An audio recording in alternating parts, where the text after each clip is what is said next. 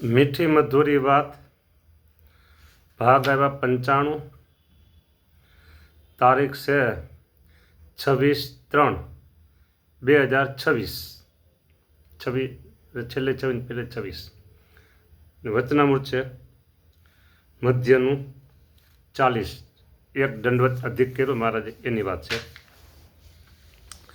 ગઈકાલની કથામાં આપણે જોયું કે ભગવાને મહારાજ કે અમે નિત્ય પ્રત્યે શ્રી કૃષ્ણ ભગવાનને નમસ્કાર કરીને એમ કહેતા છે, હે મહારાજ, આ દેહાદિકને વિશે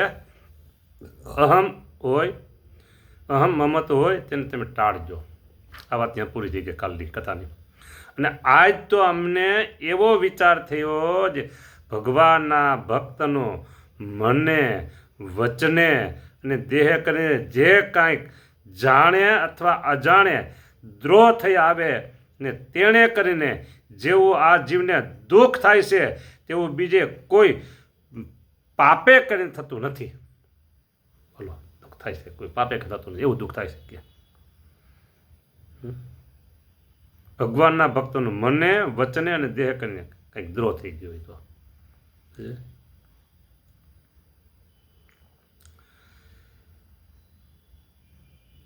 આવે છે. તમારા કોઈ ભક્તનો મારે દ્રોહ ક્યારે ન થાય એ વર માગું છું. નિર્વિકલ્પ ઉત્તમ હતી એમાંય આપણે બોલીએ છીએ તમારા કોઈ ભક્તનો દ્રોહ ન થાય. એકદમ આ છે ને રેડ લાઇટ છે. રેડ લાઇટ એટલા માટે રેડ લાઇટ હોય ને એ ભયજનક ભય બતાવે છે અને ત્યાંથી દૂર રહેવાનું સૂચવે છે. એટલે દ્રોહનો માર્ગ એવો છે ને કે ત્યાંથી દૂર રહેવું સારું એ રસ્તેથી. છતાંય કેટલા લોકો કરતા હોય છે. શું કરવું કયો? આપણે કાંઈ નથી કરવું, એનું સંભાળે આપણે આપણું સંભાળીએ. હા, દ્રોહ કરનારા છે ને કેવી રીતે કરે છે એ તમને કહું. બરાબર, પેલા એમ કે હું ખુલ્લી વાત કરું છું ત્યારે તમે ક્યાં આચાર્યને માનો છો? અરે હું કહું સ્વામિનારાયણ ભગવાનને માની છે. અમારે વાતચીત થઈ છે ને એ હું તમને વાત કરું.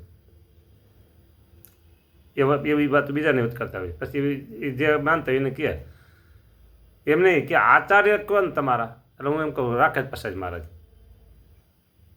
બસ ખલાસ. ત્યાંથી જ પછી દ્રોહનું ચાલુ કરી દઈએ. ત્યાંથી દ્રોહનું ચાલુ કરી દઈએ. આ લોકો અમુક છે એ. હા, પછી બીજું કે ભાઈ તમારે જે ઝઘડો હોય એ અને આ બાજુના બે આચાર્ય બાજુના બે બાજુ એ કર, મારે એમાં શું લેવા દેવા? હું તો મારું ભજન કરું. પછી એમ કે તમે ક્યાં રહ્યો છો? તો હું એમ કહું આ સંસ્થામાં. એ પ્રાઇવેટ છે કે દેવને છે?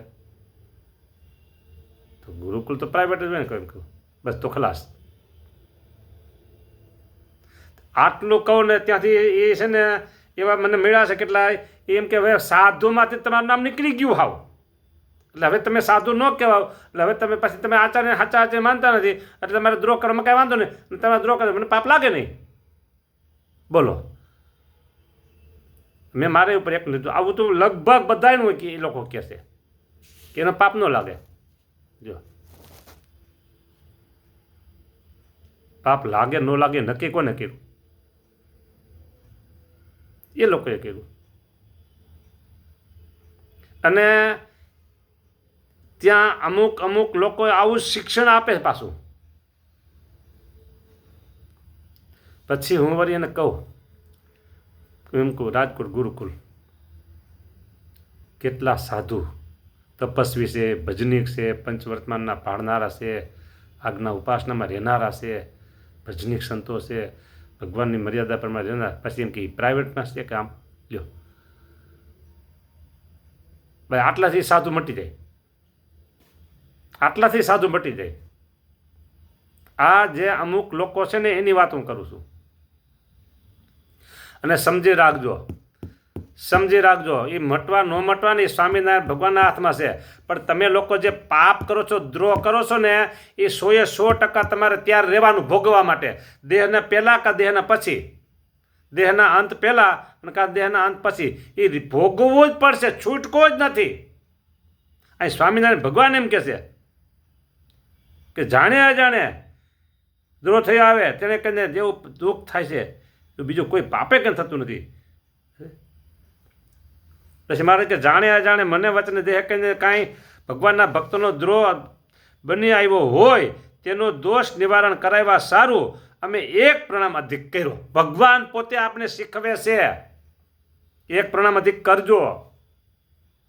બોલો.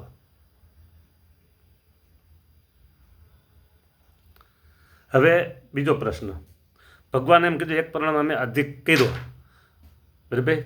અને આ પ્રશ્ન કોને પૂછ્યો? બરાબર. પ્રશ્નમાં આવે છે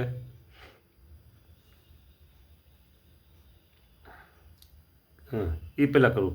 પહેલાં છે ને મથાળામાં એમ છે કે વિરાજમાન થયા પોતાનો દેવાર્ચનાદિક નિત્ય કર્મ કરી ઉત્તરાધે મુખે શ્રી કૃષ્ણ ભગવાનને દંડવત પ્રણામ કરતા હવા તે પ્રતિદિન દંડવત પ્રણામ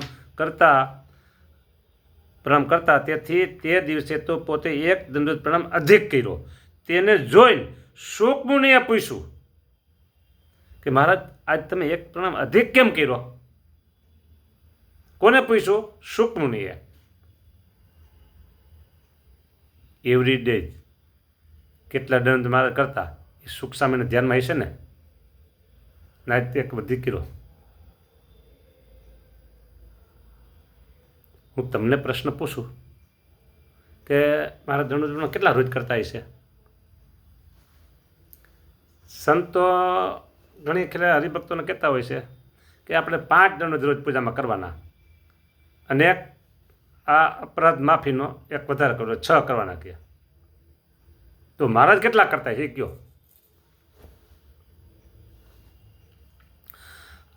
ભાયાત્માનંદ સ્વામીને વાતોમાં આવે છે આ પ્રસંગ કે મહારાજ પ્રતિદિન એક દંડવત પ્રણામ કરતા અને તેથી 2 કર્યા. એટલે સુખ સ્વામીએ પૂછ્યું, પ્રતિદિન એક દંડવત પ્રણામ કરતા અને તેથી 2 કર્યા. એટલે તરત સુખમુનિએ પૂછ્યું મહારાજ એક અધિક કેમ કર્યો? પછી મહારાજે વાત કરી.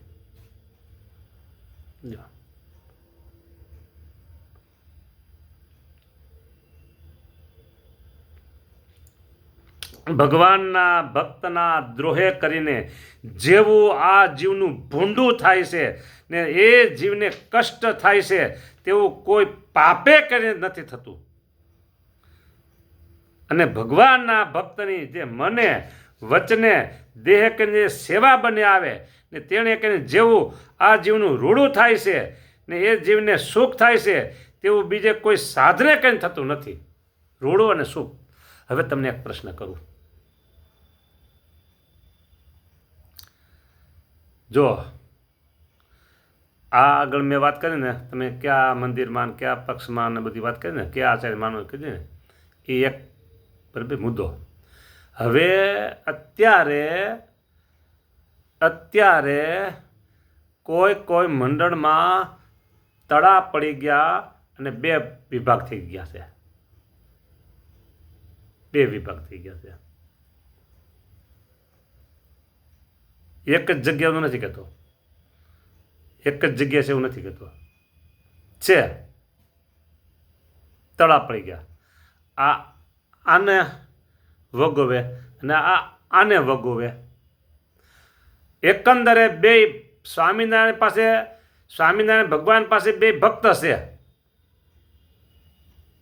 પણ અહીંયા તમારે વ્યવહારને લઈને કે કોઈ બીજા કારણ લઈને 2 તળા પડી ગયા અને પછી તમે પેટ ભરી અને દ્રોહ કરો. તમને પાપ ન લાગે એટલે તમે પીસળો એક ફેરવી દો, એક પીસળો ફેરવી દો. શું પીસળો ફેરવો? એ ભગવાનનો ભક્ત નથી અથવા એ સંત નથી. આ પીસળો મારી દીધો અને પછી ગળાઓથી આવે છે ને એટલો દ્રોહ કરે. આ જોયેલું છે ને એ હું તમને કહું છું. બોલો. એ ભગત એ સાધુ જ ત્યાં છે, ત્યાંથી જ મૂકે અને પછી દ્રોહ કરવા વાંધો નહીં. એના દ્રોહથી કાંઈ પાપ લાગે નહીં. કે આ બધી સમજણ કોની છે? જે દ્રોહને રસ્તે ચાલે છે ને એની સમજણ છે. બોલો. નંબર 1 વસ્તુ નંબર 1 ગ્રુપ, નંબર 2 ગ્રુપ, એ બે ગ્રુપના ભગવાનની આજ્ઞા અને ઉપાસના બરાબર રહેશે. પણ વાંધો પડ્યો છે અહીંયા વ્યવહારમાં, એટલે બે તળા પડી ગયા, બે વિભાગ થઈ ગયા. બોલો. અને પછી પેટ ભરીને દ્રોહ કરે, હો, પેટ ભરીને દ્રોહ કરે. બોલો. બાકી નો રહેવા દે કઈ બોલવામાં. હરિભક્તોમાં ને તળા પડ્યા હોય ને સંતોમાં બાકી નો રહેવા દે બોલવામાં. એટલું બોલે. આ કાનેથી સાંભળેલું છે, એટલે હું તમને કહું છું. મને અત્યારે થાય, અરે આ બહુ ખોટું કરે છે, બહુ ખોટું કરે, બહુ ખોટું કરે છે. એ તો આવો છે, ત્યાંથી મૂકે. એ આવો છે કે તેવો છે, ગમે તે હોય, સ્વામિનારાયણ પાસે સાચો હશે ને તો તમારે તો છે ને તૈયારી રાખવાની પૂરેપૂરી. દેહને અંતે કા દેહના અંત પહેલા અને કા દેહ પછી. અંત પછી 3 સ્ટેપ છે તમને કીધું. દેહ મૂકવાની જે ત્યારે હશે ને ત્યારે રોમ કોટી વીછી તણી વેદના થાય તનમાં. આ હા હા, શરીર છૂટે નહીં, નો જીવાય કે નો મરાય. બોલો. એ દ્રોહ કર્યો, ભજન કર્યું છે ને, આજ્ઞા ઉપાસના રાખ્યા છે એટલે ભગવાન તમને ધામમાં લઈ જાય ખરા. અને કદાચ ને દ્રોહ કરતા કરતા આસુરી વૃત્તિ થઈ ગઈ હોય ને તો જાય બમ બોળા ફકતો ક્યાંય આસુરી વૃત્તિ થઈ ગઈ હોય તો. બરાબર. એ થઈ ગઈ નથી ગઈ મારે નક્કી કરવાનું હોય, એ ભગવાન સામે નક્કી કરે. અને દેહ મુકાતાને જે પીડા થાય ને, પારાવાર પીડા થાય. ઓર મેં શું કર્યું છે કે શું કર્યું છે, દ્રોહ કર્યો છે ભગવાનના સાધુનો. હા, હાઈ એલર્ટ છે આ કથા. તેને હાઈ એલર્ટ કથા છે. સમજવું તો સમજે. એ સાધુ માને જ નહીં ને. બોલો. એ તમે નક્કી કરી નાખ્યું ને નથી સાધુ. એ જોજો તો ખરા. સ્વામિનારાયણ ભગવાન છે, રાય રાયના લેખા લેશે. આવું હું એક મંડળ નથી કહેતો, આવું ઘણું છે. કેટલાય તળા પડી ગયેલા છે, ગ્રુપ થઈ ગયેલા છે, અને જે દ્રોહ કરવા કંઈ બાકી રાખતા નથી. હા, એ મૂકે, એ પ્રાઇવેટમાં રહે એટલે સાધુ ન કહેવાય. લ્યો એ નક્કી એને કરી નાખ્યું અને પછી દ્રોહ કરે. સાધુનામાં ક્લાસ કાઢીને પછી દ્રોહ કરે. એ પોતે કરી નાખે. દ્રોહ કરનારા છે ને એ ક્લાસ કાઢી નાખે. એ સાધુ નથી એમ કરીને પછી દ્રોહ કરે. સારું લ્યો, જય સ્વામિનારાયણ. વાત ઘણી કરવાની છે, કાલે કહેશું.